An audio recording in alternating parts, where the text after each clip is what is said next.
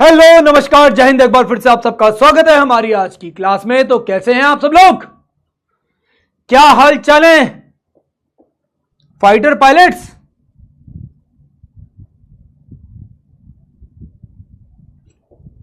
नवीन राज, दिया, रिया सिंह, रोहित ठाकुर और बाकी सब लोग, तेजस,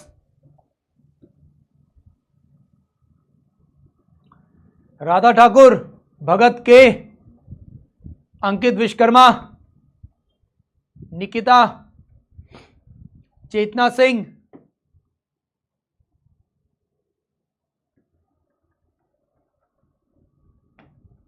शीतल, अंजलि शर्मा। चलो तो फाइनली सभी लोग आ चुके हैं। All good. तो फाइनली आज की क्लास के बारे में बात करते हैं। आज की क्लास का पार्ट हमारा 3 होगा। यहां पे 2 लिखा, सॉरी।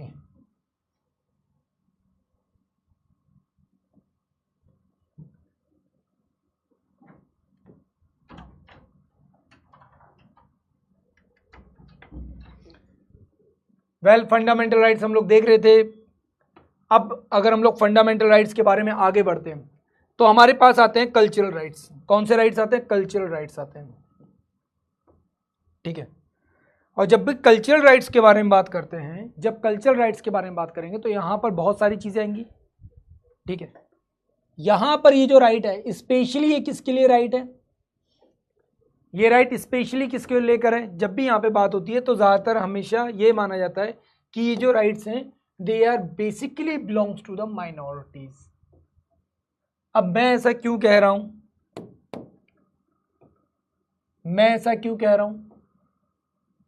क्योंकि इन राइट्स में दिए गई स्पेसिफिक चीजें स्पेशली क्या करती हैं? माइनॉरिटीज को क्या करती हैं? यहां पे कहीं ना कहीं प्रिविलेज देने का काम करती हैं। तो इसी में अगर हम लोग बात करते हैं, सबसे पहले आर्टिकल नंबर 29 क्या बोलता है हमसे? इंटरेस्ट ऑफ माइनॉरिटीज को क्या किया जाएगा? प्रोटेक्ट किया जाएगा। हमारी टेरिटरी में जो भी लोग माइनॉरिटी हैं, अब हम लोगों ने मान रखा है, एज्यूम कर रखा है कि भाई 20% से लेस पॉपुलेशन जो होगी उसको हम लोग माइनॉरिटी मानेंगे। पर क्या ये कहीं पर भी रिटर्न है? No, there is a no return document for the minorities कि ये जो पर्टिकुलर परसेंटेज है इसको हम लोग माइनॉरिटी मानेंगे। जबकि मैंने आपको बताया था, अगर हम लोग यूनाइटेड नेशन को देखते हैं तो यूनाइटेड नेशन नॉर्मली उन लोगों को माइनॉरिटी मानता है जिनकी पॉपुलेशन 1%, 2%, 3%, 5% के बीच रहती है। ऐसे लोग, ऐसी एथनिसिटी को फॉलो करने वाले लोग जिनकी पॉपुलेशन वर्ल्ड पॉपुलेशन में 1%, 2%, 5% के आसपास तक रहती है, उन लोगों को हम लोग क्या बोलते हैं? माइनॉरिटी बोलते हैं। बट इंडिया एक अलग तरीके की सेकुलर दुनिया में रह रहा है, एक अलग तरीके के सेकुलरिज्म को फॉलो करता है। अजीब बात यह है, इसीलिए इंडिया में यहां पर एक अलग कंडीशन मानी जा रही है। बात समझ में? तो यूएन क्या फॉलो करता है? 1 से 5% की बीच की कंडीशन को, 1 से 5% के बीच की कंडीशन को क्या करता है? यूएन फॉलो करता है। क्लियर? हम लोग स्पेशली क्या देते हैं यहाँ पे अधिकार? क्या रिलीजियसली देखते हैं? नहीं, हम लोग यहाँ पे रिलीजियसली माइनॉरिटी को नहीं देखते हैं। हम लोग माइनॉरिटी को कैसे देखते हैं? हम लोग माइनॉरिटी को देखते हैं उनके लैंग्वेज, उनकी स्क्रिप्ट और उनके कल्चर के अकॉर्डिंग। उनके लैंग्वेज, उनकी स्क्रिप्ट और उनके कल्चर के अकॉर्डिंग, कि जो भी माइनॉरिटी होगी उसको अधिकार होगा अपनी भाषा, अपनी स्क्रिप्ट और अपने कल्चर को प्रोटेक्ट करने का। क्लियर है? अपने कल्चर को प्रोटेक्ट करने का क्या दिया जाएगा? अधिकार दिया जाएगा। तो जिसको भी माइनॉरिटी में डाला जाएगा उसके पास स्पेशली इन 3 चीजों को प्रोटेक्ट करने का अधिकार होगा। क्लियर? क्लियर है? सिंपल सीधी सी बात। क्लियर है? हाँ या ना?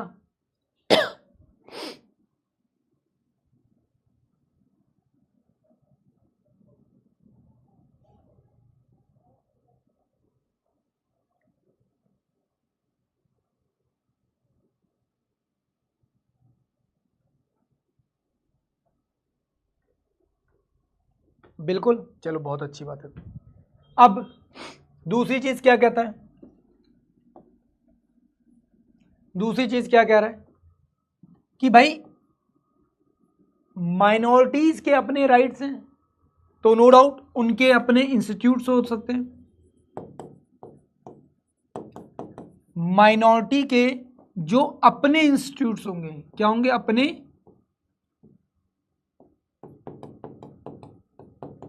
इंस्टीट्यूट्स होंगे, मींस जो प्राइवेट होंगे उनके अपने होंगे, जो प्राइवेट ओन्ड होंगे उनके अपने होंगे। उन इंस्टीट्यूट्स में गवर्नमेंट कोई इंटरफेरेंस नहीं करेगी, कोई इंटरफेरेंस नहीं करेगी। इनके पास क्या होंगे, अपने 100% राइट्स होंगे। क्या होंगे, 100% राइट्स। बट फिर कल वाली कंडीशन आ जाती है, क्या, इन केस अगर गवर्नमेंट फंडेड वो होते हैं, तो अगर स्टेट फंडेड या गवर्नमेंट फंडेड है तो क्या होगा, तो ऐसे में आप किसी के साथ भी भेदभाव नहीं कर पाओगे किसी भी ग्राउंड पर, और आपको हर किसी को उसका एक्सेस देना होगा, उस इंस्टीट्यूट का एक्सेस देना होगा। आप केवल तब तक नहीं दे सकते जब तक वो आपका प्राइवेट इंस्टीट्यूट है। क्या है, प्राइवेट इंस्टीट्यूट है। अब इसका सीधा सा एग्जांपल हम लोग जब देखते हैं किसके बारे में, मदरसास के बारे में। तो मदरसास के साथ सबसे बड़ी दिक्कत क्या होती है, जो मदरसास होते हैं उनके साथ सबसे बड़ी दिक्कत क्या होती है कि वो इस्टेब्लिश प्राइवेटली हुए हैं, ठीक है, बट क्या करते हैं, गवर्नमेंट फंड्स लेते हैं। क्या करते हैं, गवर्नमेंट फंड्स लेते हैं।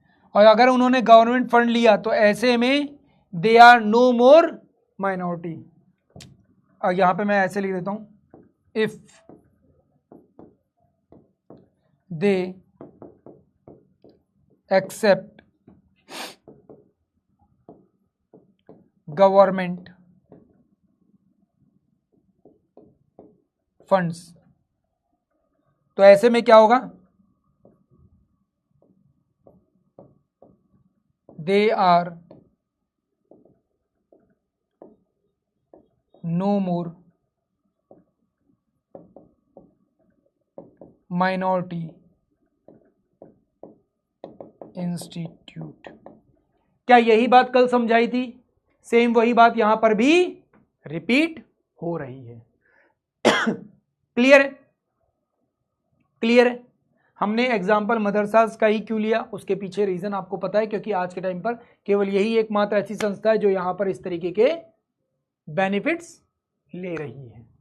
क्लियर, कोई ऐसा गुरुकुल, कोई ऐसी और संस्था हमको मार्केट में देखने को नहीं मिलती, जैन सिख किसी की भी, ठीक है।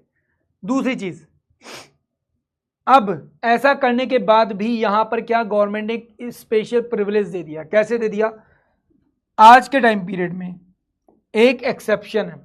क्या एक्सेप्शन है, अलीगढ़ मुस्लिम university AMU and Jamia Millia Islamia, है ना, जामिया यूनिवर्सिटी, है ना, ये दो इंस्टीट्यूट ऐसे हैं जहां पर कंप्लीट गवर्नमेंट फंड जा रहा है, गवर्नमेंट का पैसा जा रहा है, कंप्लीट गवर्नमेंट ओन करती है इन यूनिवर्सिटीज को, बट उसके बावजूद भी यहां पे माइनॉरिटीज के अकॉर्डिंग रिजर्वेशन दिया जाता है। तो 50% सीट्स स्पेशली सिर्फ और सिर्फ माइनॉरिटीज के लिए होती हैं, जबकि यहां पर ऐसा नहीं किया जा सकता। क्यों नहीं किया जा सकता, क्यों नहीं किया जा सकता, और इवन इनके ऊपर केसेस भी चल रहे हैं इस चीज को लेकर, इस चीज को लेकर इनके ऊपर केसेस भी चल रहे हैं रेगुलरली कि भाई ये तो गलत है, सीधे सीधे किसका वायलेशन है, आर्टिकल नंबर 29 का वायलेशन है। ये तो किसका वायलेशन है, directly fundamental right article number 29 का वायलेशन है। बट अनफॉर्चुनेटली यहां पर सुप्रीम कोर्ट चुप बैठा हुआ है, ठीक है, सुप्रीम कोर्ट चुप बैठा हुआ है, कोई एक्शन नहीं लेता, इवन ना ही क्वेश्चन करता है इनके अगेंस्ट में, ठीक है, इवन ना ही क्वेश्चन करता है। तो ये बड़ा ही अनफॉर्चुनेट इंसिडेंट है कि कुछ जगह पर सुप्रीम कोर्ट हाइपर एक्टिव होता है, ठीक है, जहां पर भी सुप्रीम कोर्ट को लगता है अरे यार मेरे ऊपर क्वेश्चन आ गया, ओहो ऐसे कैसे होगा, तो वहां पे हाइपर एक्टिव हो जाएगा। पर मैक्सिमम जगहों पर सुप्रीम कोर्ट चुप्पी साध देता है, कई जगहों पर एकदम गायब हो जाएगा, ठीक है। वेल, फिर आता है article number 30, rights of minority to establish and administrate educational institutes, educational institutes. और यहां पर ऑल माइनॉरिटीज को लेकर ये क्या दिया गया, चांसेस दिए गए, मतलब ये वैलिडेशन दी गई है, ठीक है, कि वो अपने इंस्टीट्यूट्स एस्टेब्लिश कर सकते हैं, उन्हें एडमिनिस्ट्रेट कर सकते हैं, एस्टेब्लिश कर सकते हैं और उनको एडमिनिस्ट्रेट कर सकते हैं। बट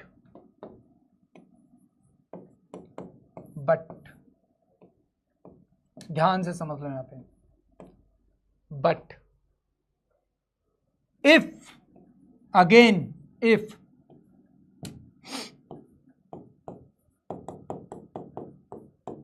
इंस्टीट्यूट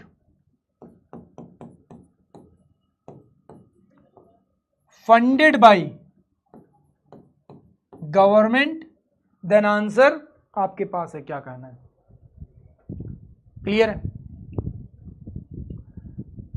एक्शन क्यों नहीं हो रहा है बेटा, एक्शन गवर्नमेंट तो एक्शन ले लेती है, फिर सुप्रीम कोर्ट में मैटर चला जाता है, सुप्रीम कोर्ट कहता है जब तक हम फैसला ना दे तब तक स्टे लगा दो इस चीज के ऊपर, तो फिर वो स्टे लग जाता है,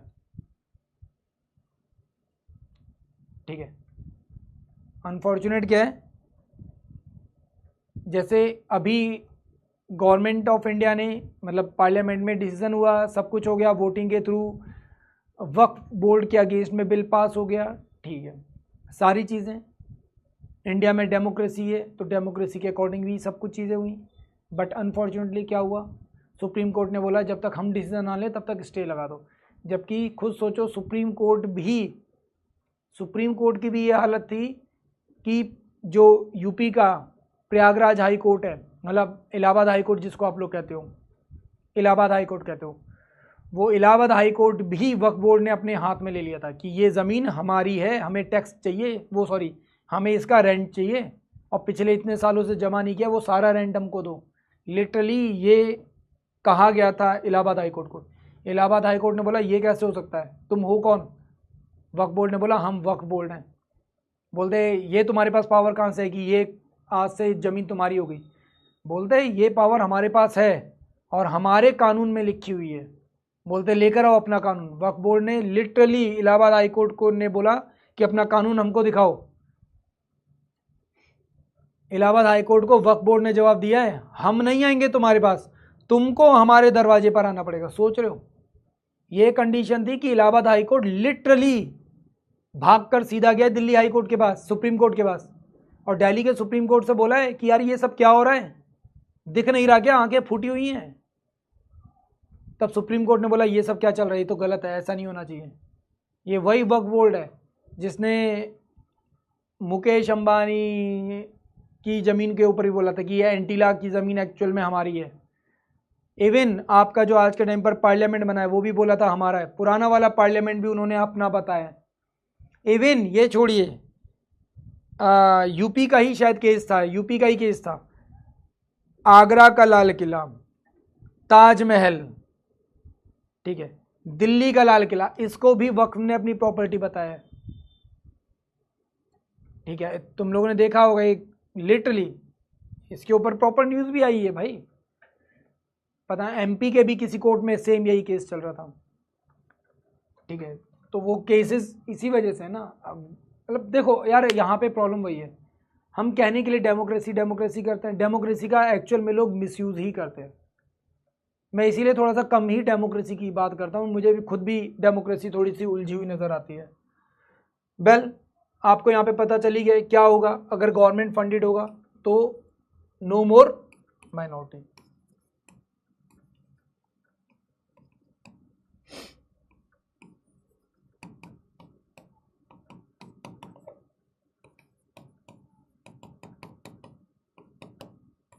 इसे नो मोर माइनॉरिटी इंस्टीट्यूट बोला जाएगा तब।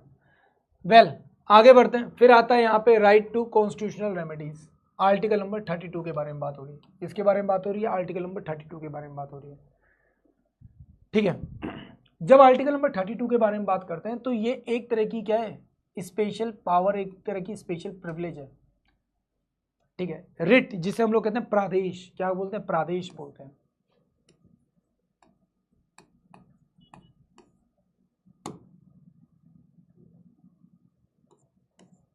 अरे हो जा भाई, क्या प्रादेश बोलते हैं। अब ये है क्या, सुप्रीम कोर्ट और हाई कोर्ट के पास एक तरह की स्पेशल प्रिविलेज है कि वो जब चाहें तब इसका यूज कर सकते हैं, जब भी उनको लगेगा क्या, फंडामेंटल राइट का कोई क्या कर रहा है, वॉयलेशन कर रहा है। क्या कर रहा है, वॉयलेशन कर रहा है।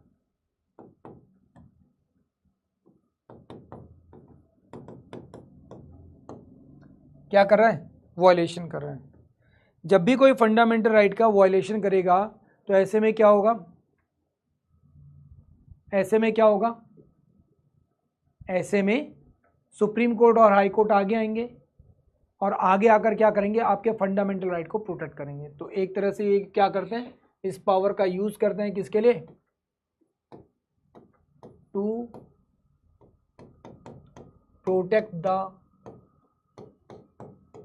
Fundamental rights. क्या करते हैं, to protect the fundamental rights, fundamental rights को प्रोटेक्ट करने का काम करते हैं। क्लियर है।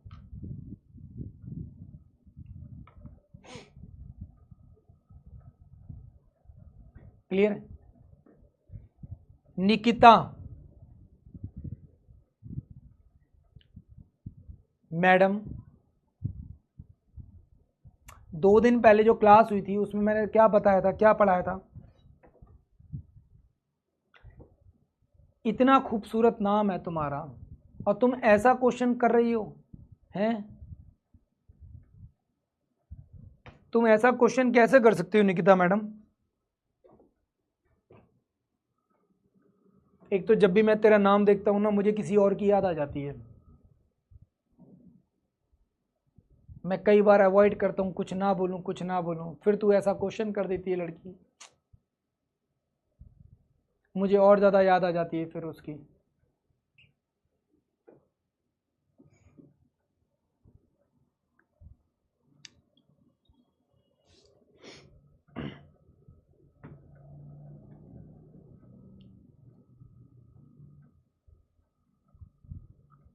तब पछताए होत गया जब दिल को चुभ गई बात।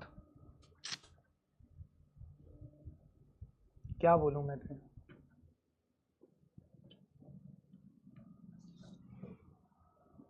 इसका नाम बदलवाना पड़ेगा मुझे लग रहा है लड़की का, ताकि मुझे निकिता नाम ना दिखाई दे।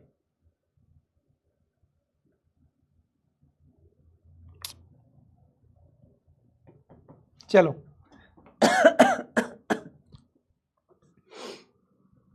वेल तो जब हम लोग यहाँ पे बात करते हैं आर्टिकल नंबर 32 को लेकर, तो 31 सबको पता चल गया, निकिता को भी पता चल गया। कोई और जिसको ना पता चला हो भाई कमेंट देखो, आज से 2 दिन पहले यही चीज़ बताई थी।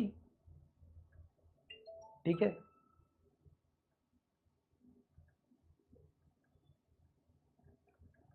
पता है अफसोस किस बात का है, निकिता तुमने तो सॉरी बोल दिया, पर वो सॉरी बोलकर भी नहीं गई थी यार। बस अफसोस इसी बात का है कि तुम तो सॉरी बोल रहे हो पर वो सॉरी बोल के भी नहीं गई थी। अब ये तुम्हारा सॉरी सर पढ़ के ना मुझे और ज़्यादा बुरा लग रहा है अब, कि बताओ इस वाली ने सॉरी बोल दिया, उसने तो सॉरी भी नहीं बोला था मुझे। पढ़ लो यार, कमेंट बंद करने पड़ेंगे क्या। चलो, to protect the fundamental right, क्या काम है इसका, फंडामेंटल राइट को प्रोटेक्ट करने का काम है। क्या काम है इसका, फंडामेंटल राइट्स को प्रोटेक्ट करने का काम है। देखो अब भाई बहुत सीधी सी बात है, ये एक ऐसा आर्टिकल है जो क्या करता है, कंप्लीट फंडामेंटल राइट को क्या दे रहा है, एक तरह की सिक्योरिटी दे रहा है।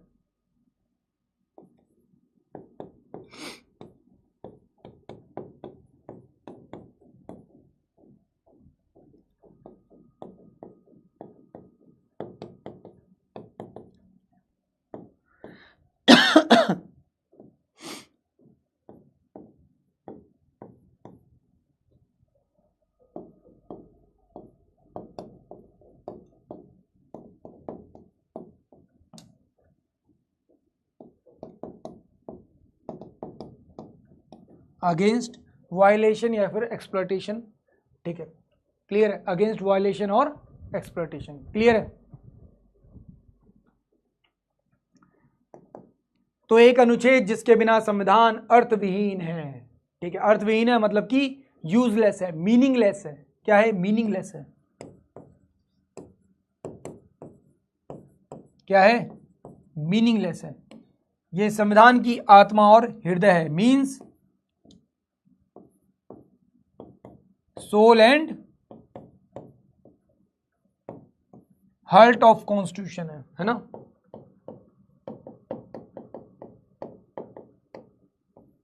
क्या है, और किसने कहा था, भीमराव अंबेडकर जी ने कहा था, किसने कहा था, भीमराव अंबेडकर जी ने कहा था। वेल, इसमें 5 तरीके की क्या है, पावर्स हैं, 5 तरीके की चीजें आती हैं, 5 तरीके की, एक तरह से बोला जाए अस्त्र शस्त्र होते हैं ना, जैसे कि तरकश में कितने अस्त्र रखे हैं, है ना, तो ठीक बिल्कुल वैसे ही सुप्रीम कोर्ट के पास भी 5 तरीके के क्या है, अस्त्र हैं, फंडामेंटल राइट्स को प्रोटेक्ट करने के लिए।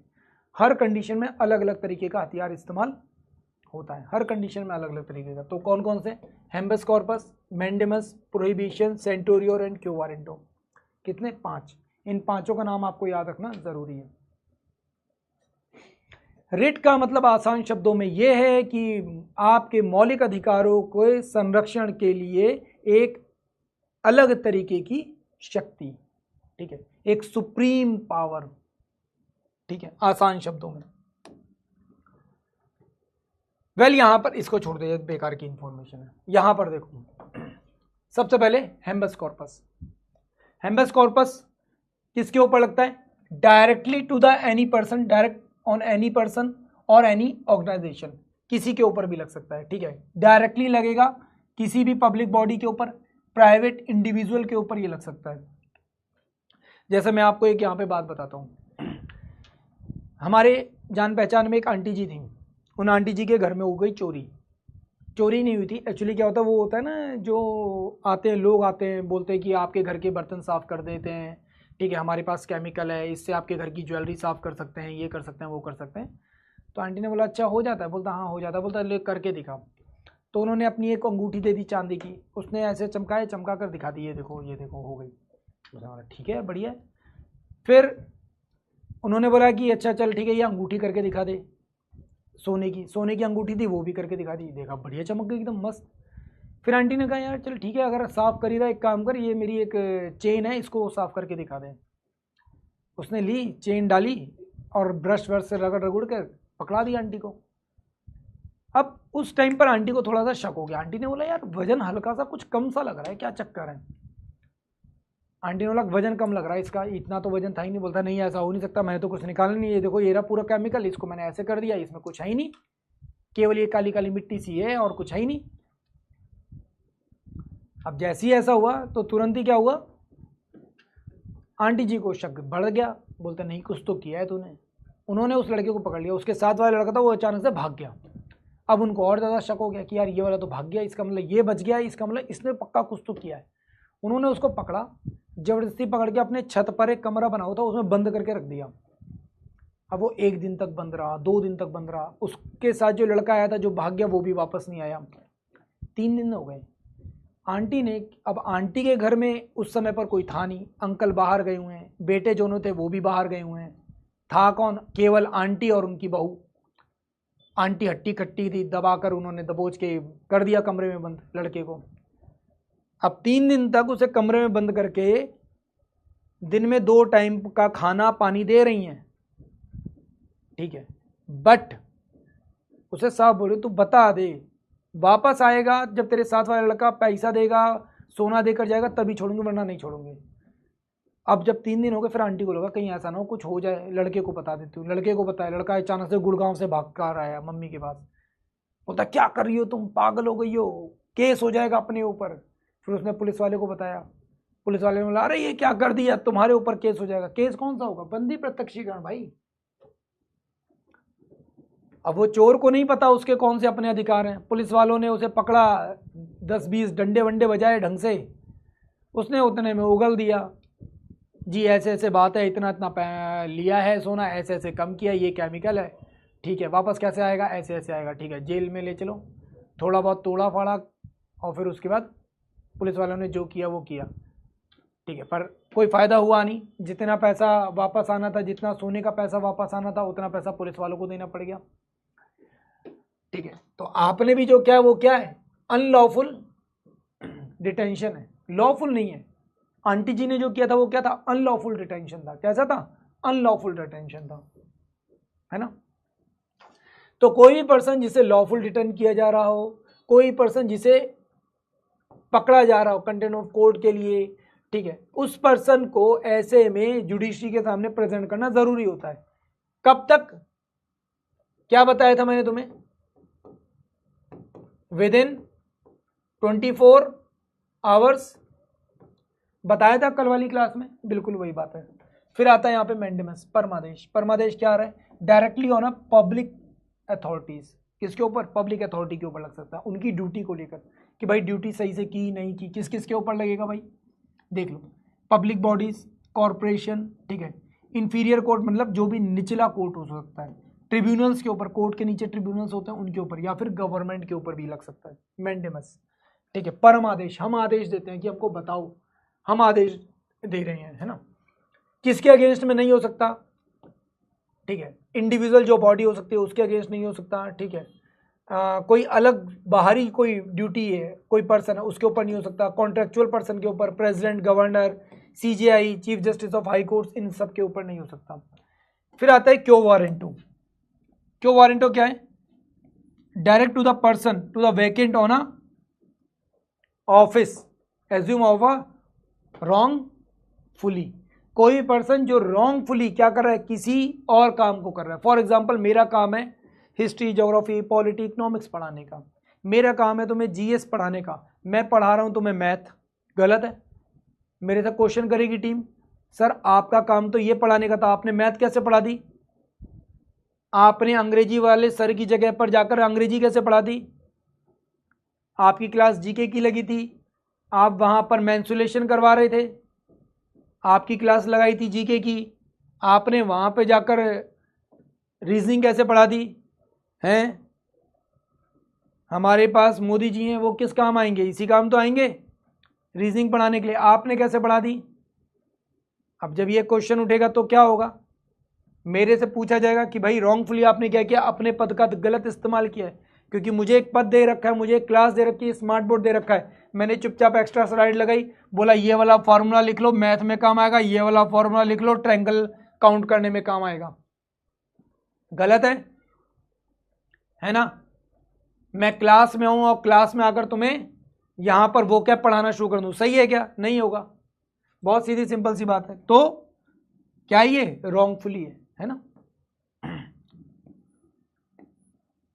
किसके अगेंस्ट हो सकता है, केवल और केवल ओनली जुडिशियल जो कस्टडीज के लोग हो सकते हैं, मतलब सॉरी जुडिशियल पोस्ट के जो लोग हो सकते हैं, क्वाजी जुडिशियल जो अथॉरिटीज हो सकती हैं, ठीक है, उनके ऊपर इशू किया जा सकता है, ठीक है। एडमिनिस्ट्रेटिव, लेजिस्लेचर एंड जो भी प्राइवेट बॉडीज होती हैं उनके अगेंस्ट में ये नहीं हो सकता यूज। फिर आता है प्रोहिबिशन। क्या हो सकता है, प्रोहिबिशन। दीपिका पॉलिटी, अच्छा मतलब मैं पॉलिटी छोड़ के बाकी सब पढ़ा रहा हूं, है बस पॉलिटी नहीं पढ़ा रहा।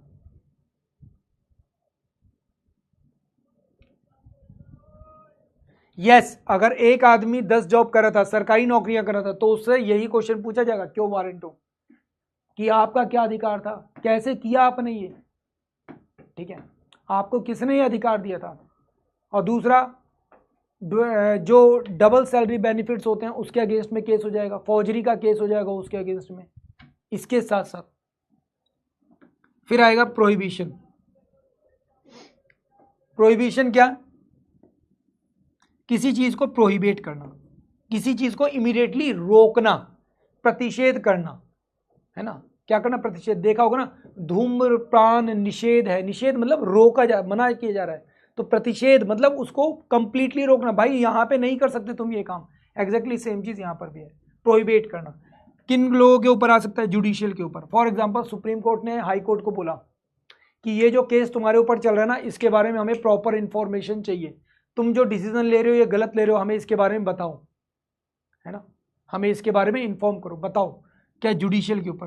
क्वाजी जुडिशियल बॉडी के ऊपर हो सकता है, एडमिनिस्ट्रेटिव अथॉरिटीज के ऊपर हो सकता है। किसके अगेंस्ट में नहीं हो सकता, लेजिस्लेचर एंड प्राइवेट बॉडीज के और इंडिविजुअल के अगेंस्ट नहीं हो सकता। सेंटोरियोर, उत्प्रेक्षण। सेंटोरियोर मतलब किसी चीज को सर्टिफाइड करना, किसी चीज को सर्टिफाइड करना।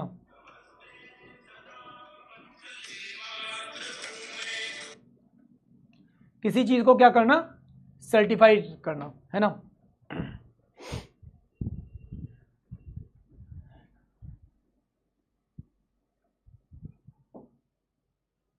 ठीक है, अब बेटा मैथ का टीचर डेटा साइंटिस्ट हो सकता है, पता है, बट 2 जगह से सैलरी नहीं ले सकता। हाँ, घर में प्राइवेट ट्यूशन पढ़ा रहा है वो एक अलग बात है, पर उसकी जो जॉब होगी ना वो कोई एक डिसाइडेड जॉब होगी, वो 2 जॉब नहीं कर सकता अलग अलग। ठीक है, गवर्नमेंट के साथ मिलकर 2 जॉब नहीं कर सकता। फॉर एग्जाम्पल मान लो मैं सरकारी नौकरी पर हूँ, ठीक है, मैं अपने घर में ट्यूशन व्यूशन पढ़ा रहा हूँ, वो एक अलग चीज़ है, क्योंकि वो क्या है, कोई प्रॉपर एक सैलरी स्ट्रक्चर नहीं है, कभी कैश आ रहा है, कभी कोई पेटीएम कर रहा है, कुछ कर रहा है ना। घर में बैठे बैठे ट्यूशन पढ़ा दिया, ट्यूशन वो उतना ज़्यादा एम्प्लॉयमेंट की तरीके से देखा भी नहीं आता, पर मैं प्रॉपर कहीं पर एज ए एम्प्लॉय काम कर रहा हूँ। मान लो यहाँ पे फिजिक्स वाला मैं जॉब कर रहा हूँ और वहाँ पर मैं गवर्नमेंट जॉब भी कर रहा हूँ, तो वो गलत है। मैं 2 तरफ से सैलरी इस तरह से नहीं ले सकता, ठीक है। इवन गवर्नमेंट में भी नहीं कर सकता, मैं गवर्नमेंट के साथ भी नहीं कर सकता। वेल यहाँ पे अगर बात करेंगे तो क्या, जो हायर कोर्ट्स होते हैं, ठीक है, उनके प्रोसीजर के लिए होता है कि भाई हमें सर्टिफाइड करो, है ना। जैसे आप लोगों ने नोटिस किया होगा, आर्जिकल कॉलेज केस हुआ था, उस आर्जिकल कॉलेज केस के बाद इंस्टेंटली जो आपका सुप्रीम कोर्ट था उसने कलकत्ता हाई कोर्ट को बोला कि इस केस से जुड़ी हुई जितनी भी इंफॉर्मेशन है ना वो इमीडिएटली हमको क्या करो, ट्रांसफ़र करो। हमें बताओ कि यहाँ पर इस केस में क्या क्या अपडेट्स चल रही हैं, हमें क्या करो, प्रॉपर इंफॉर्मेशन दो कि इस केस से जुड़ी हुई कौन कौन सी अपडेट्स यहाँ पे चल रही हैं, डे बाय डे की सारी इंफॉर्मेशन हमको शेयर करो, है ना। किसके ऊपर हो सकता है, जो भी स्टैट्यूटरी बॉडीज है एंड कॉन्स्टिट्यूशनल ऑफिस पोस्ट है उनके ऊपर हो सकता है, मिनिस्ट्रीज एंड प्राइवेट ऑफिसेस के ऊपर नहीं हो सकता। वेल अगर हम लोग बात करते हैं इसके बारे में, ठीक है, तो यहां पर एक चीज का ध्यान रखना कि ये आर्टिकल हाई कोर्ट यूज कर सकता है, मतलब कि आपकी रिट्स का यूज हाई कोर्ट कर सकता है, किसके थ्रू, आर्टिकल 226 के थ्रू, और सुप्रीम कोर्ट यूज कर सकता है 32 के अकॉर्डिंग। किसके अकॉर्डिंग, 32 के अकॉर्डिंग। तो सुप्रीम कोर्ट करेगा आर्टिकल नंबर 32 के अकॉर्डिंग और हाई कोर्ट करेगा 226 के अकॉर्डिंग। किसके अकॉर्डिंग, 226 के अकॉर्डिंग। क्लियर है।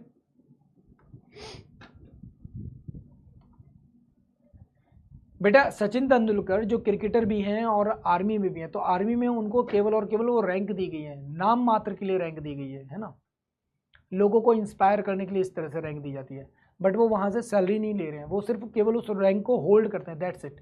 सेम ऐसे ही अब जैसे हम लोग बात करते हैं महेंद्र सिंह धोनी या कपिल देव के बारे में, ठीक है, या फिर जो आपके मिनिस्टर हैं अनुराग ठाकुर, उनके बारे में बात करते हैं, तो वो लोग टेरिटोरियल आर्मी के थ्रू हैं, पर टेरिटोरियल आर्मी की सैलरी केवल उनको कब मिलती होगी, कब मिलती होगी, जब वो उस टाइम ड्यूरेशन के लिए उस समय पर उस पद पर काम करते होंगे, अदरवाइज उनको वो सैलरी नहीं मिलती होगी, ठीक है। इमरजेंसी के टाइम पीरियड पे कौन से 2 अधिकार हैं जो आपके कभी नहीं लिए जाते, वो मैं आपको लिखवा चुका हूँ पहले भी, सामने आपके आर्टिकल नंबर 20 एंड 21। अब आता है यहाँ पे आर्टिकल नंबर 33। तेजस कई 2 दिन से मेरे से बोल रहे थे सर यही पढ़ा दो पहले। देखो भाई आर्टिकल नंबर 33, 34, 35 ये 3 आर्टिकल ऐसे हैं जो मल्टीपल पोस्ट या मल्टीपल लोगों के जो भी फंडामेंटल राइट्स है ना उनको कम करने का काम करते हैं। क्या करते हैं, फंडामेंटल राइट्स को कम करने का काम करते हैं।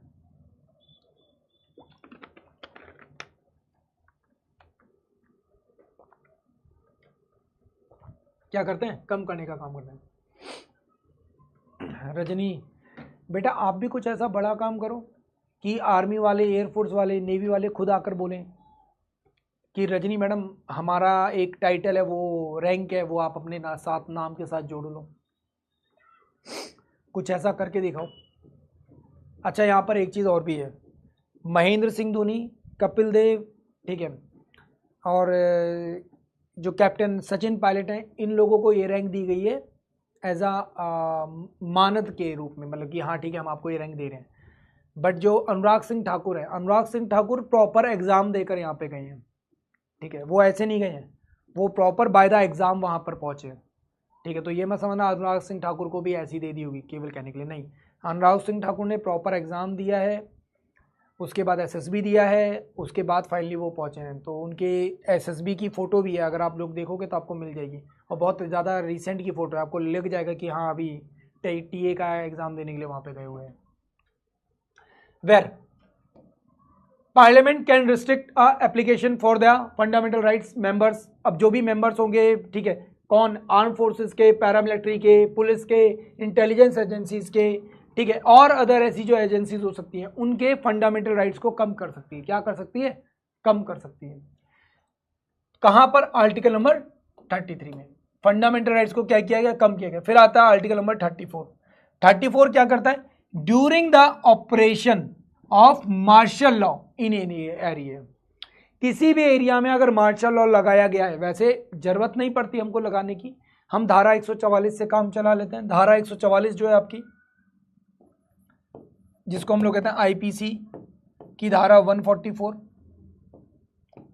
इसके थ्रू भी ऑलमोस्ट वैसे ही काम होता है। काफी सारे आपके जो फंडामेंटल राइट्स होते हैं उनको क्या करते हैं हम लोग? कंट्रोल करते हैं। क्या करते हैं? कंट्रोल करते हैं। तो उस पर्टिकुलर एरिया में आपके बहुत सारे राइट्स क्या करते हैं हम लोग? रिस्ट्रिक्ट कर देते हैं। क्या कर देते हैं?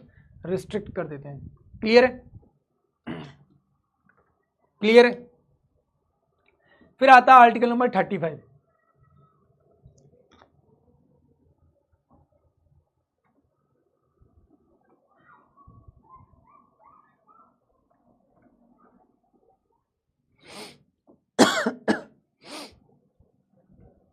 चलो पहले ये पढ़ते हैं, फिर मैं बताता हूँ, मेरी भी स्पोर्ट्स की जर्नी अपनी।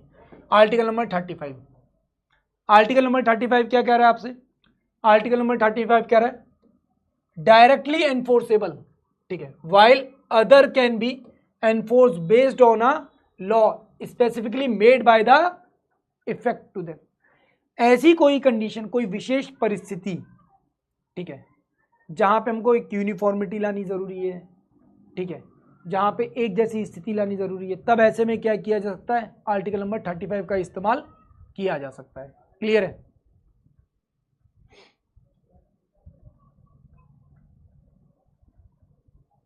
क्लियर है?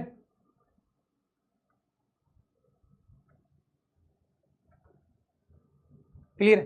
तो यूनिफॉर्मिटी लाने के लिए क्या अधिकार यहां पर दिया गया? एक रूपता लाने के लिए, यूनिफॉर्मिटी लाने के लिए यहां पर क्या किया जाएगा? एक्शंस लिया जा सकता है अकॉर्डिंग टू आर्टिकल नंबर 35। अब आप लोगों ने सुना होगा 35A के बारे में, सुना है 35A के बारे में? 35A क्या कहता है? 35A आपसे बोलता है क्या बोलता है कि भाई देखो, जेएन के एक अलग कंडीशन है, बट अब हम लोगों ने क्या कर दिया? 35A को भी क्या कर दिया? कंप्लीटली एंड कर दिया, एबॉलिश कर दिया। क्या कर दिया? Now abolish. क्यों किया है?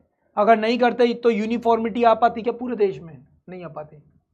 जम्मू कश्मीर अलग अपनी रामायण लेकर चल रहा है, बाकी दुनिया अलग चल रही है, इंडिया अलग चल रहा है, तो यूनिफॉर्मिटी कैसे लेकर आते हैं? जम्मू कश्मीर को में भी वही कानून लागू किया जाए जो तेलंगाना में लागू होता है, वही कानून जम्मू कश्मीर में लागू हो जो तमिलनाडु में होता है, तभी होगा, है ना। उत्तर से दक्षिण तक, पूर्व से पश्चिम तक भारत एक जैसा तभी लगेगा जब कानून एक जैसा नजर आएगा।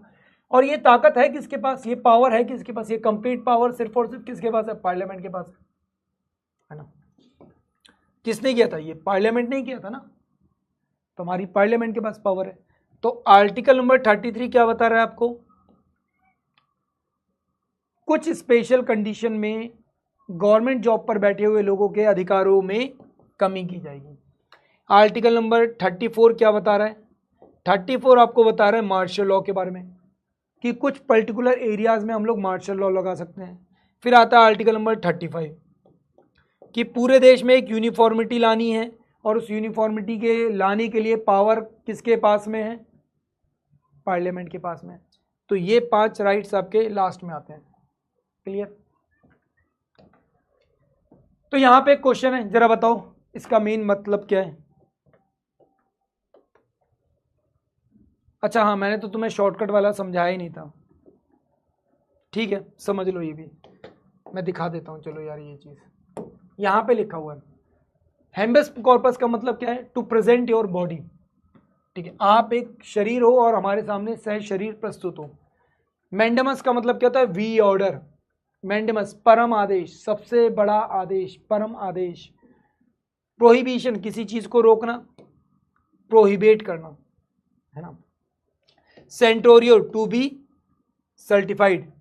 क्यो वारंटो, व्हाट्स योर अथॉरिटी, है ना। राइट टू इंक्वायरी है आपके पास, क्या है? राइट टू इंक्वायरी है। तो अगर ये क्वेश्चन आपके सामने आता है, ये क्वेश्चन वैसे आया हुआ क्वेश्चन है, PYQ का पार्ट है, तो आप क्या लगाओगे इसका आंसर अब?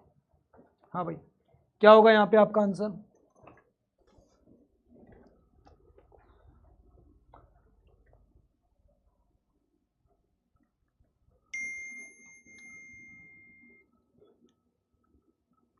अरे कोई मैसेज डिलीट नहीं हो रहा भाई तुम्हारा, ध्यान दो इधर।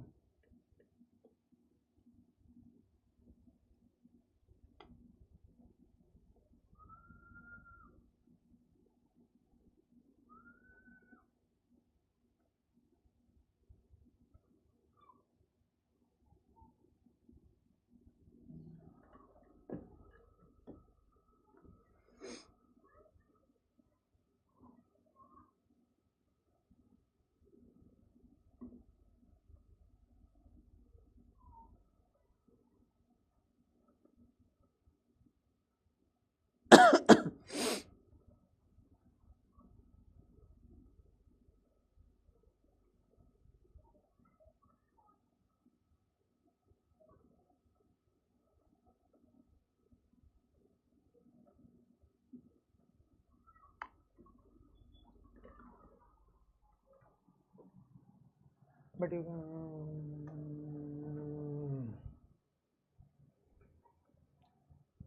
हाँ, बिल्कुल सही, बिल्कुल सही।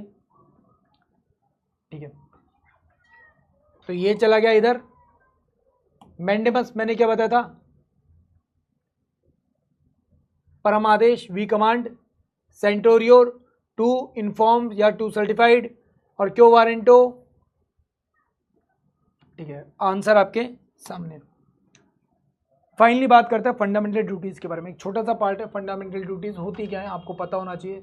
सबसे पहले जब फंडामेंटल राइट्स की बात होती है तो आपका कुछ चेहरा ऐसा होता है, फंडामेंटल ड्यूटीज में ऐसा। तो ये सच्चाई है काफ़ी हद तक, मीम है बट ये रियल है। ये मीम आप लोगों ने कई बार देखा होगा, बट हमने इस मीम का सही इस्तेमाल किया है ना। हमने इस मीम का सही इस्तेमाल किया। तो ये मीम तुम लोगों ने देखा होगा। फंडामेंटल राइट्स नो डाउट, क्योंकि ये आपको मिल रहे हैं, एक तरह की प्रिविलेज फील होती है आपको यहाँ पर, है ना। ये आपको मिल रहे हैं, ठीक है। जस्टिसेबल है तो आप इनको जैसे चाहे वैसे इस्तेमाल कर सकते हो, बट जब फंडामेंटल ड्यूटीज़ की बात आती है तो ये आपको करनी है, आपकी देश के प्रति है ना। यहाँ पे आप लोग क्या बोलते हो? From the nation. और यहाँ पे फॉर द नेशन की बात होती है।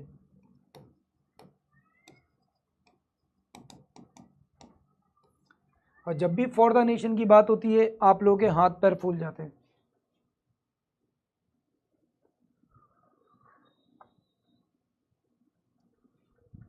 होता है नहीं होता? मैं तुम्हें एक बहुत बड़ी बात बताता हूँ। एक बार मेरे से किसी ने पूछा था, सेम एक बच्चे ने मेरे से पूछा, सर आप तो ऐसे बोल रहे जैसे आप सारे फंडामेंटल ड्यूटीज सब कुछ फॉलो करते हो। मैंने कहा हाँ हो सकता है, कई बार मेरे से गलतियां होती हो सकता है शायद मैं कई बार कुछ चीज़ों को भूल जाता हूँ, हो सकता है कई जगह पर ऐसा होता होगा कि शायद मैं इन फंडामेंटल ड्यूटीज़ के अगेंस्ट खड़ा हो जाता हूँ, बट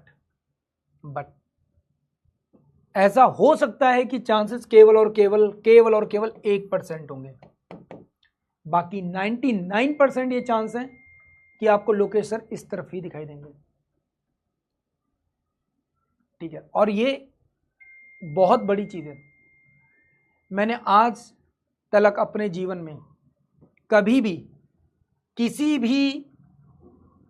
भी पब्लिक बिल्डिंग पे जाकर ये काम नहीं किया, ना तो मैंने किसी बिल्डिंग में किया है, ना किसी पेड़ पर किया है, ना किसी भी पब्लिक प्लेस पे किया है। क्यों? क्योंकि मुझे पता है मेरी फंडामेंटल ड्यूटीज क्या है। आप किसी भी हिस्टोरिकल प्लेस पे चले जाओ, आपको यही चीज मिलेगी, आपको लिटरली ये चीज मिलेगी। आप किसी भी ऐसे पॉइंट पे चले जाओ जो लव पॉइंट बने हुए हैं पहाड़ों में, आपको उन सब जगहों पर ऐसे हजारों दिल बने मिल जाएंगे। ठीक है, मजबूरी में गवर्नमेंट अब उन लव पॉइंट्स को क्या बोलने लगती है? सुसाइड पॉइंट बोलने लगती है। क्यों? क्योंकि यहां पर जो आदमी आ रहा है वो यही गलत काम करके रह रहा है, तो लोगों के अंदर डर बैठा दो, सुसाइड पॉइंट बोल दो इस जगह को, तो लोग कम से कम ये काम नहीं करेंगे। इवन ये छोड़ो, हम अपने मंदिरों तक को नहीं छोड़ते, हम मंदिरों में भी जाते हैं तो वहां पर भी नाम लिख कर आ जाएंगे। हम अपने मंदिरों में भी जाएंगे, वहां पर भी क्या करेंगे? नाम लिख कर आ जाएंगे, L+N करते हैं ना? हाँ या ना? करते हैं ना? तो फिर तो ये क्या है? आपके फंडामेंटल ड्यूटीज का पार्ट है भाई। इसके लिए तुम्हें पनिशमेंट नहीं हो रही, कुछ नहीं हो रहा, बट स्टिल वेल एक एक करके देखते हैं। सबसे पहले साइलेंट फीचर्स के बारे में जानते हैं। 42nd अमेंडमेंट 1976 में इसको ऐड किया गया था बाय द रिकमेंडेशन ऑफ सरदार स्वर्ण सिंह कमेटी। पार्ट 4A में इसको डाला गया कॉन्स्टिट्यूशन के। इनिशियली इसमें कितने अधिकार थे? 10 ड्यूटीज थी। कितनी थी? 10 ड्यूटी थी। कितनी थी? 10 ड्यूटीज थी। इंस्पायर कहाँ से? रशिया से था। इंस्पायर कहाँ से था? रशिया से इंस्पायर था। ठीक है, इसे आर्टिकल 51A कहा गया। क्या कहा गया? आर्टिकल 51A कहा गया। ये सिर्फ और सिर्फ केवल और केवल इंडियन सिटीजन्स के लिए एप्लीकेबल है, not on a foreign citizens, है ना?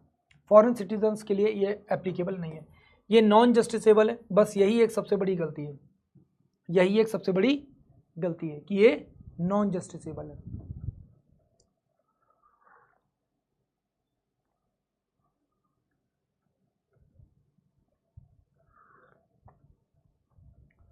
सर इवन वैष्णो देवी में भी अच्छा लिखा देखा, मुझे लगा लिख के आई हूं मैं।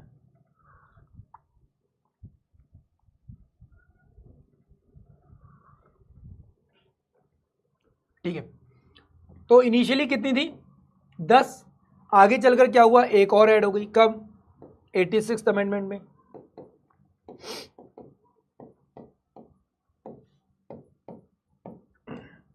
कौन सी? एक 11th ड्यूटी ऐड हुई, है ना? कौन सी 11th ड्यूटी? कौन सी है वो? Right to education. कौन सी है? Right to education. वेल कौन कौन सी हैं आपकी फंडामेंटल ड्यूटीज? देख लो आप लोग यहां पर। सबसे पहले कॉन्स्टिट्यूशन की रिस्पेक्ट करना, अपने जो भी आइडियाज हैं, इंस्टीट्यूट्स हैं, ठीक है, नेशन फ्लैग और एंथम की रिस्पेक्ट करना। इंडिया में ऐसे हजारों केसेस, हजारों न्यूज आती हैं जहां पर लोग इन्हीं चीजों की क्या कर रहे होते हैं? इन्हीं चीजों के अगेंस्ट में होते हैं, है ना? मेरी मर्जी मैं झंडा फहराऊं ना फहराऊं, मेरी मर्जी मैं नेशनल एंथम गाऊं ना गाऊं, मेरी मर्जी मैं इसकी रिस्पेक्ट करूं या ना करूं, मेरी मर्जी मैं ये करूं या ना करूं, है ना? अगर मात्र इसको ही पनिशेबल बना दिया जाए, मात्र इसी को अगर पनिशेबल बना दिया जाए, तो देश में 50% लोग अपने आप देशभक्त हो जाएंगे, 50% लोग अपने आप देशभक्त हो जाएंगे। To chair follow a noble ideas inspired और national struggle of the freedom. तो नेशनल स्ट्रगल और फ्रीडम को क्या करो, अप्रिशिएट करो, उससे इंस्पायर हो, है ना, उन आइडियाज को क्या करो, प्रमोट करो। To uphold and protect the sovereignty unity and integrity of India. अपन इंडिया में अलग ही दुनिया में रह रहे हैं, एक आदमी आता है, लेक्चर देकर जाता है, भाषण देकर जाता है कि हमें कुछ नहीं करना है, बस इस चिकन नेक को काट के रख देना है, पूरा भारत हमारे सामने झुक जाएगा, इस इंडियन सर गवर्नमेंट को हम अपने पैरों में झुका देंगे, बस हमें इस चिकन नेक को काट के रखना। और इंडिया में ही रहने वाले लोग ये बात बोल के जाते हैं।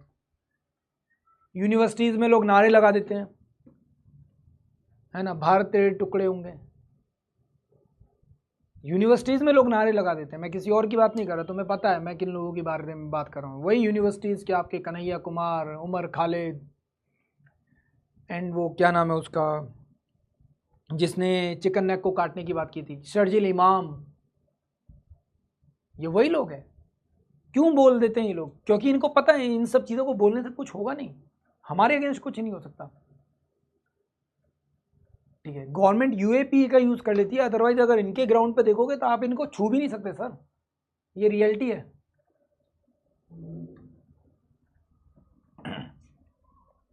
To defend country and render the national service when called up to do so.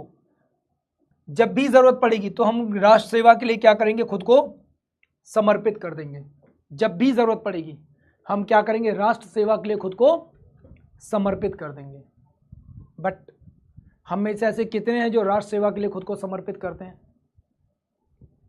Plane crash हुआ, बचाने के लिए कोई जा रहा है क्या? नहीं जा रहा। बचाने के लिए वही एनडीआरएफ, वही डॉक्टर्स, वही आर्मी, वही एनएसजी पहुंची है। बाकी आम जनता क्या कर रही है? वीडियोस बना रही है। आम जनता क्या कर रही है? वीडियोस बना रही है। वहां पे जो रेस्क्यू मिशन चल रहा है उसमें प्रॉब्लम्स क्रिएट कर रही है। उसमें क्या कर रही है? प्रॉब्लम्स क्रिएट कर रही है। हम लोग देश की सेवा थोड़ी कर रहे हैं, हम लिटरली देश सेवा के लिए जाएंगे, हम वहां पे रील्स बना रहे होंगे, स्नैप शेयर कर रहे होंगे एक दूसरे को कि मेरी वो स्ट्रिंग ना टूट जाए।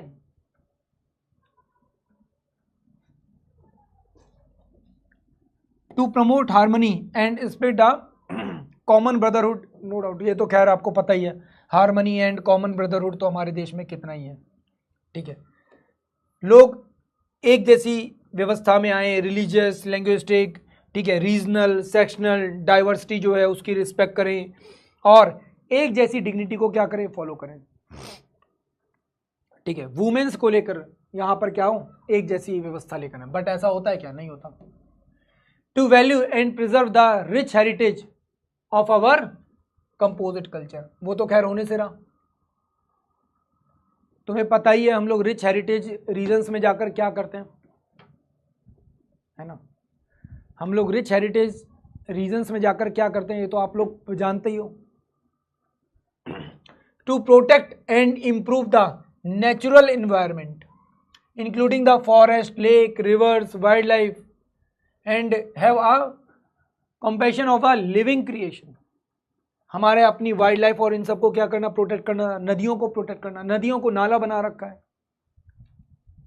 है ना, वाइल्ड लाइफ का तो खैर क्या ही कहना, है ना, तो ये तो आपको पता ही है।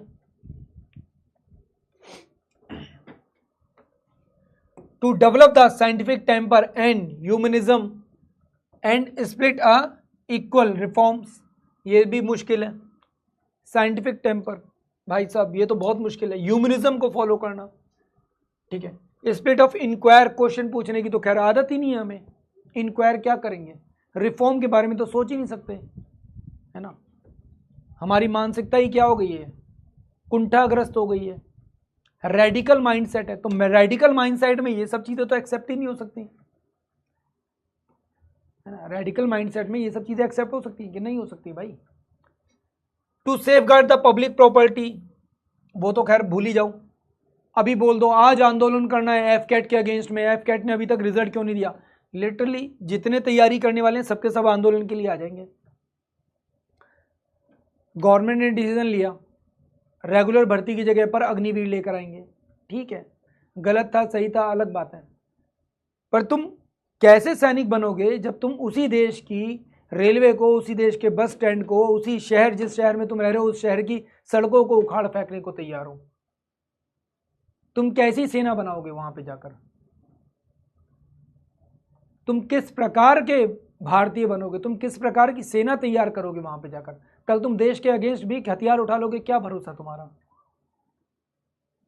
गवर्नमेंट के अगेंस्ट से अगर आप एग्री नहीं थे कोई बात नहीं, आप उसके अगेंस्ट में विरोध कर सकते थे, आप शांतिपूर्ण विरोध करते, जैसा था वैसा विरोध करते, बट ये तो नहीं करना चाहिए था। और इसमें ऐसा नहीं है कि केवल वो स्टूडेंट्स, केवल वो भर्ती के लिए आए हुए लड़के लड़कियां ही शामिल थे, नहीं, इसमें वो सारे टीचर्स भी इंक्लूड थे जिन्होंने उन बच्चों को भड़काया, जिन्होंने ये बात बोली, ठीक है। और मैं आज के टाइम पर प्राउडली ये बात कहता हूं कि मैंने किसी भी एक सिंगल पर्सन को एक सिंगल शब्द ऐसा नहीं बोला जिससे वो भड़क सके, अगेंस्ट नेशन खड़ा हो सके। मुझे इस चीज़ के ऊपर गर्व है।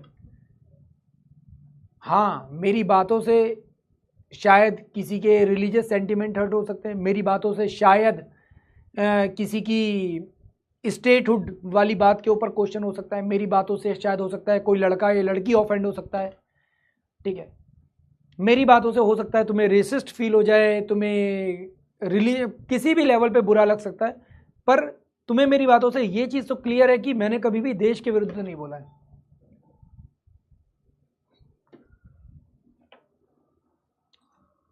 ठीक है, तो ये चीज आपको पता होनी चाहिए। वेल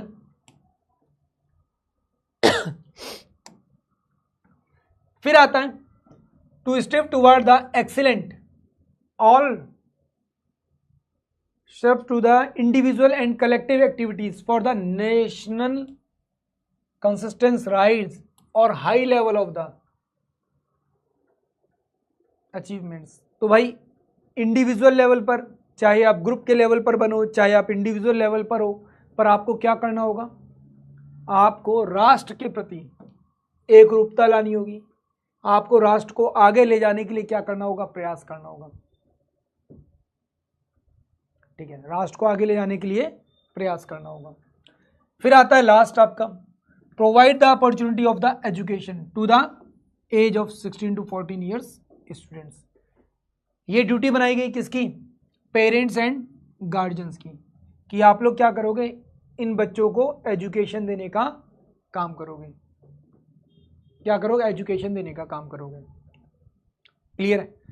देखो अब यहां पर मैं वो भी बता देता हूं तुमको, ये जो स्कीम थी ये लेकर आए थे मनोज नरवणे जी।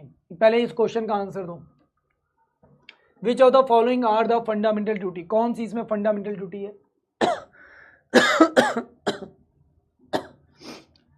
ये जो स्कीम थी अग्निवीर की, इसे कहा गया था टूर ऑफ ड्यूटी। क्या कहा गया था, टूर ऑफ ड्यूटी, ठीक है। ये स्कीम एक्चुअल में लेकर आए थे कौन, मनोज नरवणे जी लेकर आए थे, मनोज नरवणे जी, हाँ मनोज नरवणे जी लेकर आए थे, जो कि हमारे चीफ ऑफ आर्मी स्टाफ थे। इन्होंने ये स्कीम सजेस्ट की थी केवल और केवल आर्मी के लिए, रेगुलर भर्ती के साथ साथ। किसके साथ साथ, रेगुलर भर्ती के साथ साथ। बट हुआ क्या, हुआ ये, गवर्नमेंट ने इसमें एक अपॉर्चुनिटी देखी। गवर्नमेंट ने किस चीज़ की अपॉर्चुनिटी देखी, गवर्नमेंट को ये था कि यार हमारे ऊपर एक बहुत बड़ा क्या आ रहा है, बर्डन आ रहा है, किसका, लोगों की पेंशन का।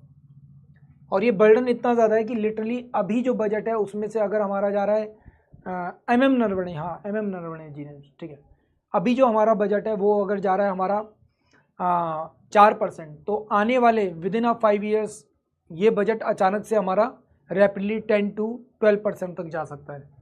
और बजट के ऊपर पेंशन का अगर बर्डन बढ़ता है तो ये बहुत ज़्यादा नुकसानदेह है।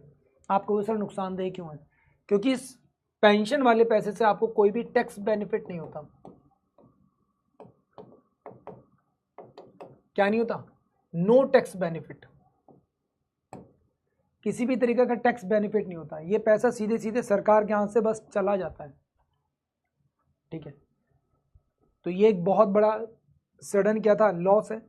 इसीलिए गवर्नमेंट ने बोला यार इसको किसी तरह से कंट्रोल किया जा सकता है। दूसरी चीज़, गवर्नमेंट ने इस चीज़ को भी को भी ये लगा, इवन जो आर्म फोर्सेस थी उनको भी ये पता है कि यार जो मैक्सिमम हमारे जो सोल्जर्स आ रहे थे, 100% जो हम लोगों को ले रहे हैं वो 100% इफेक्टिवली काम नहीं कर रहे थे। अब खुद सोचो, कोई पर्सन ये सोचे कि यार बस सरकारी नौकरी चाहिए, एक काम करता हूँ आर्मी की भर्ती मार लेता हूँ, सरकारी नौकरी तो हो ही जाएगी बढ़िया, फिर तो चाहे कुछ भी मिल जाए, सरकारी नौकरी बस मिल जाए किसी तरह से। उसके लिए तो केवल और केवल एक सरकारी नौकरी का हिसाब है। जबकि जब आप देश सेवा के लिए आ रहे हो तो आपको ये चीज़ पता होनी चाहिए, कहने के लिए सरकारी नौकरी है, पर यहाँ पे आप पूर्ण रूप से केवल और केवल देश की सीमा की रक्षा के लिए आ रहे हो। ये बात सच है कि आपके पीछे आपका परिवार खड़ा है, ये बात सच है कि आप जो बलिदान करोगे वो सर्वोच्च बलिदान होगा। आपसे बड़ा बलिदान शायद ही इस देश में कोई कर पाएगा। पर अगर आप इसे एक अपॉर्चुनिटी समझ के आ रहे हो, अगर आप इसे सरकारी नौकरी का एक विकल्प समझ के आ रहे हो, तो आप सबसे बड़ी गलती कर रहे हो। ठीक है, तो आप सबसे बड़ी गलती कर रहे हो।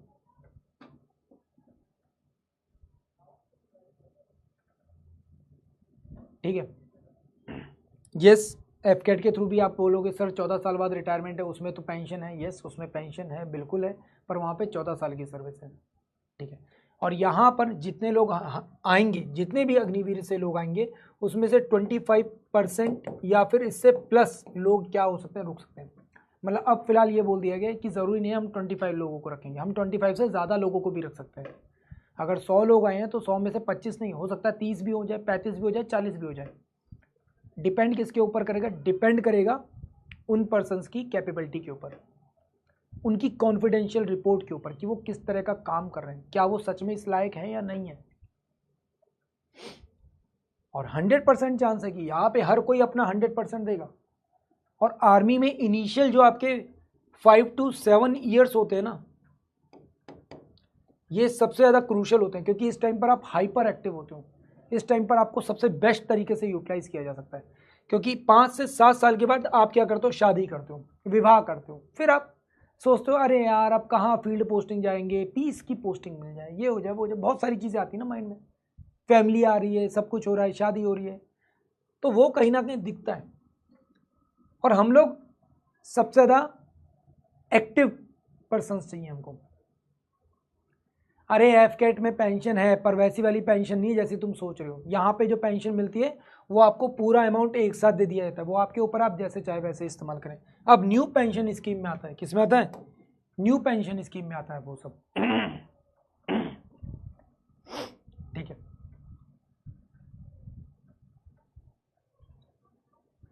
और 14 साल बाद आपको रिटायर होना है, ये आपके हाथ में, आपकी यूनिट के हाथ में होता है।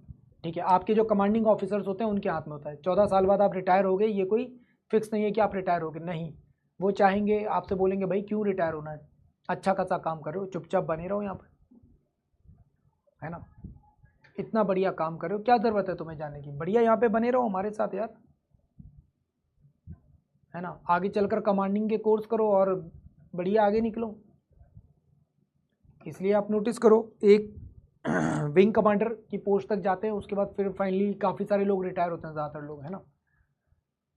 सेम आर्मी में जाओ देखोगे तो कर्नल की पोस्ट के बाद लोग रिटायर होते हैं। मेरी स्पोर्ट्स जर्नी ठीक ठाक थी, मतलब मैं नॉर्मली मार्शल आर्ट वाले गेम्स खेलता था, एंड वुशू मैं खेलता था। ठीक है, वुशू जो लास्ट तक मैंने खेला है, एंड अब फिलहाल अब तो छोड़ दिया। ठीक है, वुशू कई लोगों ने नाम भी नहीं सुना होगा, एक चाइनीज़ गेम है, दो नाम है, एक सांडा और एक वुशू। सांडा जो तलवार और भाले से होता है, एंड वुशू जो कॉम्बैट फाइट होती है, जो आपकी लड़ाई होती है ना, मुक्का, लात, घूंसा, पटक के मारना, वो सब चीज़ें उसमें आती हैं। मिक्स मार्शल आर्ट जैसा है, एग्जैक्टली मिक्स मार्शल आर्ट जैसा होता है गेम, तो वो मैं खेलता था। ठीक है, एक टाइम के बाद लगा है अब नहीं हो पाएगा भाई, अब छोड़ो, अब हो चुका जितना होना था। फिर दूसरा फैमिली वाला तो होता ही है, सपोर्ट मिले तो मिले, ना मिले तो ना मिले। मैंने अराउंड 28 की एज के आसपास तक खेला है, उसके बाद फिर मैंने छोड़ दिया। तो लास्ट 28 की एज तक खेला है। देखो बेनिफिट तो बहुत सारे होते हैं गेम खेलने के, बेनिफिट तो लिटरली बहुत सारे होते हैं, ये बात तो सच है।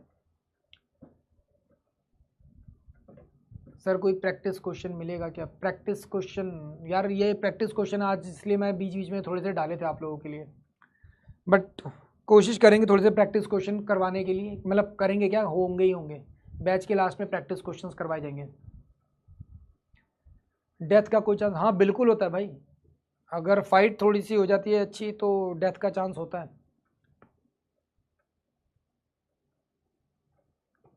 ठीक है,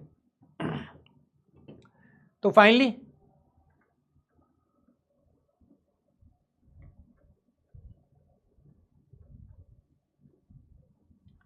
सिलेक्शन की जर्नी यार देखो ऐसा है कि मेरा जो बैकग्राउंड है वो प्योरली आर्मी बैकग्राउंड है। ठीक है, फादर आर्मी से थे।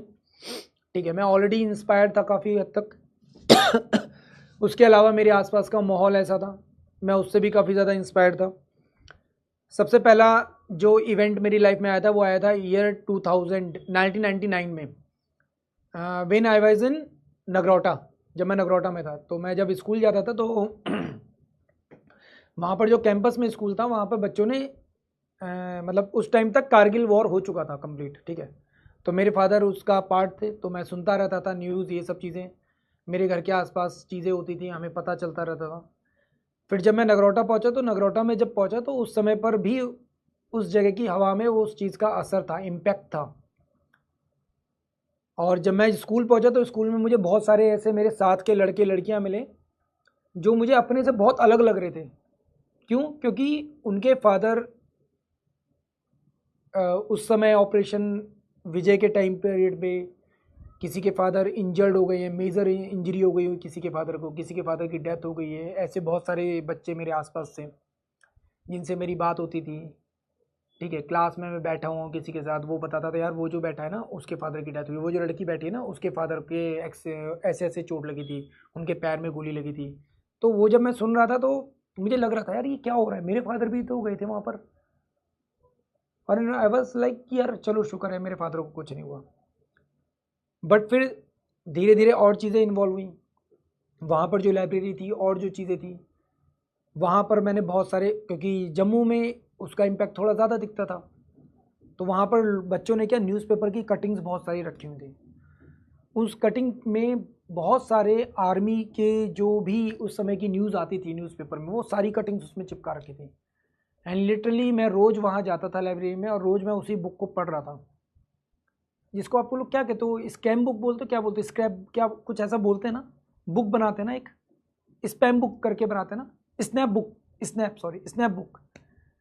मैं लिटरली वो बुक रोज़ पढ़ रहा था, लिटरली वो कटिंग्स मैं रोज़ पढ़ रहा था। और उस चीज़ ने ना मुझे मेरे अंदर वो अंदर ही अंदर ना वो एक बीज बो दिया जिसने मुझे हमेशा के लिए इंस्पायर किया। वेल पढ़ने में बहुत एवरेज टाइप ऑफ स्टूडेंट था मेरे, ऐसा नहीं था कि मैं एकदम सुपर इंटेलिजेंट एकदम 90% 80%, नहीं, बिल्कुल भी ऐसा नहीं था। बहुत एवरेज पर्सन, बहुत ही ज़्यादा एवरेज पर्सन।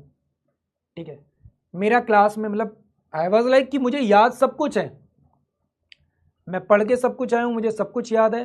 मेरी हैंडराइटिंग थोड़ी ख़राब थी तो मुझे ये था कि भाई लिखूँ अच्छा ताकि मुझे नंबर मिल जाए। और मुझे पता था मैं अच्छा लिखने के चक्कर में मेरी स्पीड स्लो हो जाएगी, स्पीड स्लो हो जाएगी पूरा पेपर हो नहीं पाएगा। तो आई वॉज टारगेटिंग इतने इतने इतने इतने क्वेश्चन कर दूंगा, इतने टाइम में आराम से कवर हो जाएंगे, 50 से 60% नंबर आराम से बन सकता है। तो डिसाइड होता था अपना फिक्स, तो वो किया वो सब हो गया। आर्ट साइड ले ली, आर्ट साइड से अब एनडीए तो निकल नहीं सकता था, बट एनडीए के पेपर मैं सारे देता था। ठीक है, फिर एनसीसी ज्वाइन की, उसने भी एक अलग लेवल का बूस्ट दिया। जिस टाइम पर एनसीसी कर रहा था उस टाइम पर असम में था, असम में भी ऑलरेडी मैं बहुत कुछ देख रहा था। उसके पहले मैं अगरतला में था, वहाँ पर बहुत कुछ देख रहा था, आसपास का माहौल देख रहा था, इंसर्जेंसी देख रहा था।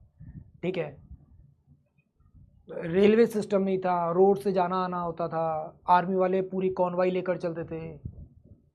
ठीक है, हम लोगों की प्रोटेक्शन के लिए, वो सब देख रहा था। ठीक है, वो जो रिस्क होता था उस रिस्क को फेस कर रहा था कहीं ना कहीं। तो इन सब चीज़ों ने काफ़ी हद तक इंस्पायर कर दिया था, इतना इंस्पायर कर दिया था, इतना इंस्पायर कर दिया था। फिर मैंने सीडीएस दिया, सीडीएस 2 बार मेरा निकला, बट अनफॉर्चुनेटली जो SSB वाला पार्ट होता है वो नहीं निकल पाया मेरा। ठीक है, तो 34 SSB में पहुंचा एंड एक बार कॉन्फ्रेंस आउट एंड दूसरी बार, हाँ दोनों बार कॉन्फ्रेंस आउट होकर मैं बाहर आ गया। ठीक है, तो it's all about my journey. ठीक है, तो उसके बाद फिर धीरे धीरे पढ़ाना शुरू कर दिया। एक 10+2 वाला जो CHSL का एग्ज़ाम होता है वो दिया था, उसमें टाइपिंग नहीं निकल पाई। उत्तर प्रदेश का एक एग्ज़ाम दिया था, उत्तर प्रदेश ASI का एग्ज़ाम होता है। ठीक है, उसमें भी टाइपिंग की दिक्कत थी, हिंदी टाइपिंग, वो भी नहीं निकल पाई। ठीक है, तो कोशिश की थी बट वहाँ तक पहुँचे नहीं। ठीक है, तो मैं खुलकर बोलता हूँ कि हाँ भाई, मेरे पास एक अच्छा खासा एक्सपीरियंस है डिफेंस एग्ज़ाम्स का। ठीक है, मेरे पास एक अच्छा खासा एक्सपीरियंस है स्ट्रगल का, वो आपके सामने है। अब ऐसा नहीं CDS मैंने केवल 2 ही बार दिया, CDS मैंने कई बार दिया, जिसमें से 2 बार क्लियर हुआ, 2 बार मैं SSB पहुंचा, वो मैं आपको बता रहा हूँ। अब देने के लिए तो उसके पहले भी मैंने बहुत सारे दिए हैं, NDA मैंने दिया है, CAPF मैंने दिया है। ठीक है, तो ये सारे ही एग्ज़ाम मैंने दिए हैं और इनके लेकर एक अच्छा खासा एक्सपीरियंस है, और वही एक्सपीरियंस आज के टाइम पर मैं तुम लोगों के साथ भी शेयर कर रहा हूँ। ठीक है, FCAT मैं नहीं दे सकता था क्योंकि मैं साइंस साइड से था नहीं। अगर मैं साइंस साइड से होता तो मैं 100% FCAT भी देता, और जिस तरीके का FCAT आता है लिटरली पास करना बहुत आसान था। ठीक है, फिर उसके बाद जॉब शुरू कर दी अराउंड 2013 से मैंने पढ़ाना शुरू किया है। 2013 से पढ़ाना शुरू किया एंड उसके बाद आज तक पढ़ाई रहा हूँ। ठीक है, एंड इस बीच में बहुत सारे अप एंड डाउन्स आए हैं। ठीक है, इसी बीच में निकिता भी आई थी, वो भी एक बहुत बड़ा अप एंड डाउन था। उसका आना बहुत बड़ा अप था, उसका जाना बहुत बड़ा डाउन था है। चलो,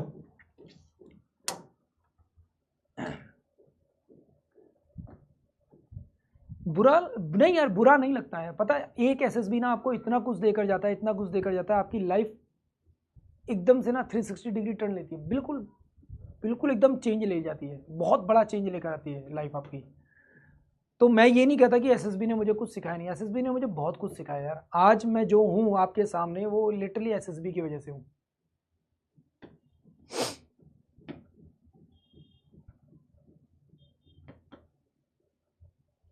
प्रेशर कैसे झेलते थे यार? देखो, एक मिडिल क्लास बच्चे के लिए ना बहुत आसान होता है प्रेशर झेलना। ठीक है, एक मिडिल क्लास पर्सन के लिए बहुत आसान होता है प्रेशर झेलना।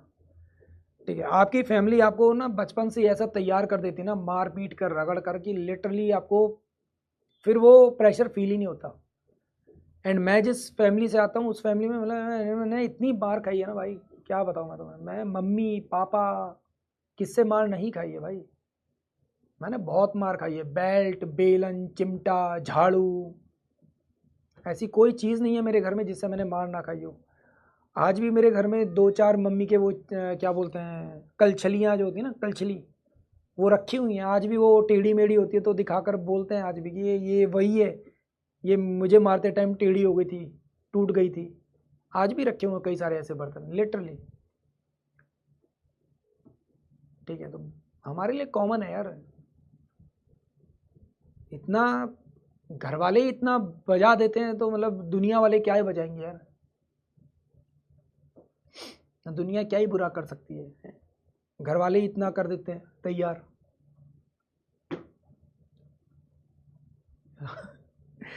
चलो, तो फाइनली भाई आज के लिए हम लोग इस सफ़र को यहीं पर एंड करते हैं। ठीक है, तो मुझको दीजिए विदा। Thank you so much. जय हिंद।